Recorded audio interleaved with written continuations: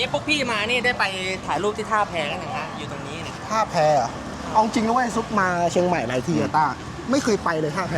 ทำไม ไม่เคยไปถ่ายนะ มันไม่ใช่เราไม่ชอบถ่ายรูปที่แบบว่าคนอื่นเขาทำกันอะ อ๋อ อ๋อ มันเกิด มันเกิดเราไม่เอาไม่โอ้โหเราต้องมียูนิค โอเค เข้าใจ 1 2 3 1 2 3 1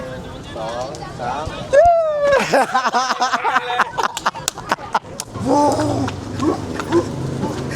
มันไม่กลัวกลัว ภาพไม่โกงภาพไม่โกง